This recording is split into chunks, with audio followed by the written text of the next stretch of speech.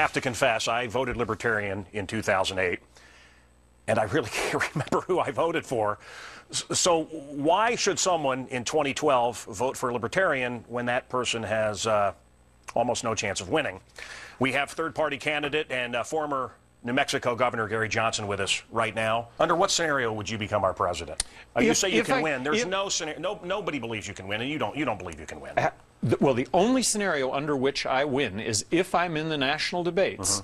And at that point, that could be crash and burn, or that anything could happen if that happens. You failed as a Republican candidate.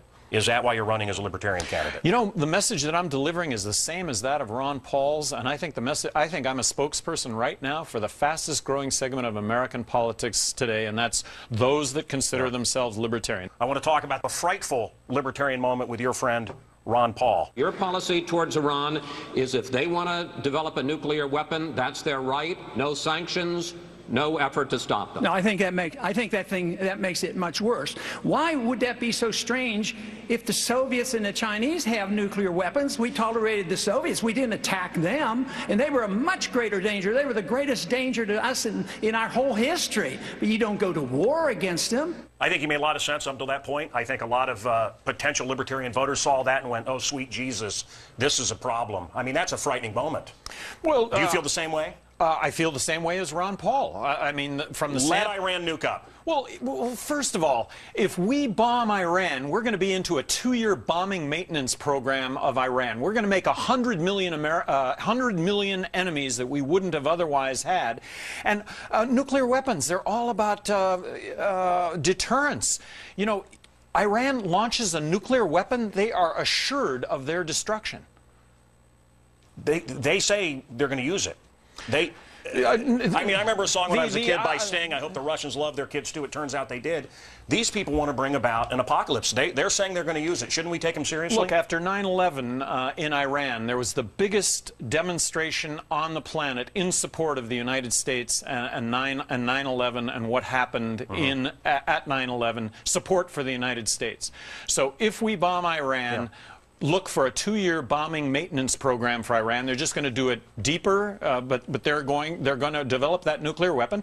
And then where are they going to launch it? And by the way, we should be vigilant. They're going to launch it towards Israel. They're going to launch it towards America. And I also remember people celebrating all over the Middle East on 9/11. And Israel has 300 nuclear warheads. They launch a weapon and retaliatory strike. They launch a weapon. They are assured of their own destruction. They're not going to launch a weapon.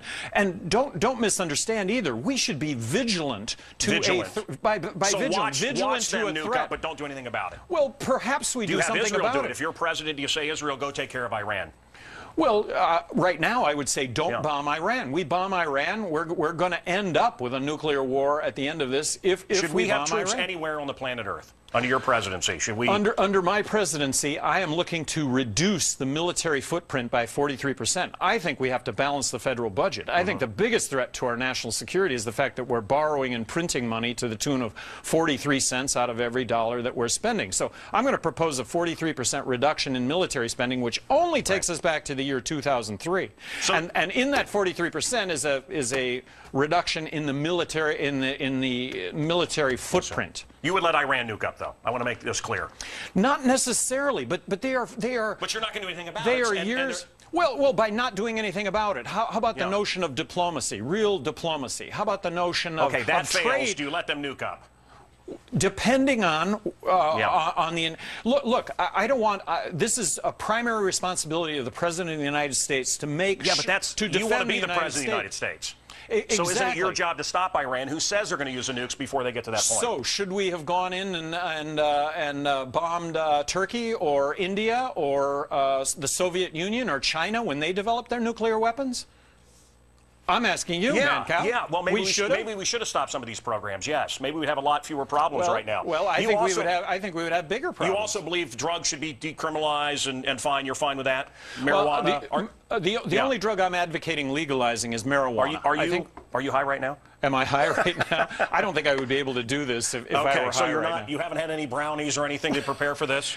You know, I think I'd be. There you go. Do you use marijuana? Do I? No, Yeah, I don't. No.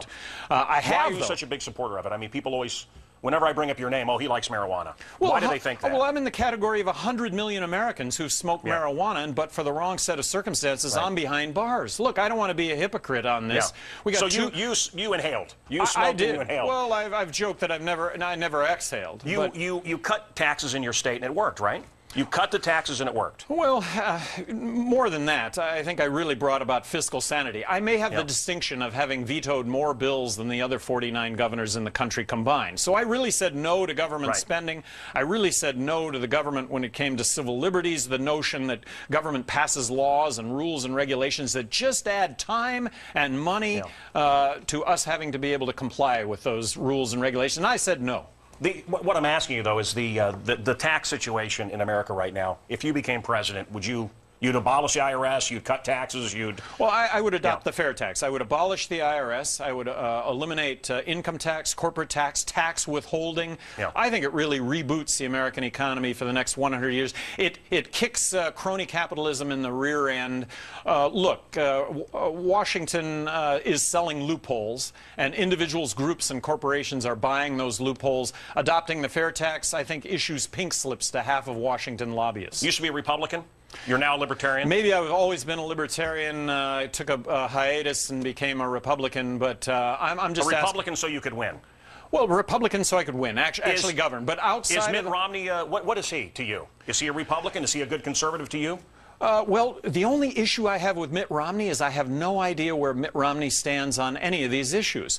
He talks about balancing the federal budget, the need to do that, but he says that we should we should increase spending for the military, and that we should hold Medicare in check. Well, I graduated from the 2nd grade, and it doesn't add up. The mathematics don't add up. So if you're the guy that costs, you used to be a Republican, you're the guy that comes in, you get 2-3% of the vote, Mitt Romney loses, are you okay with that? Are you okay?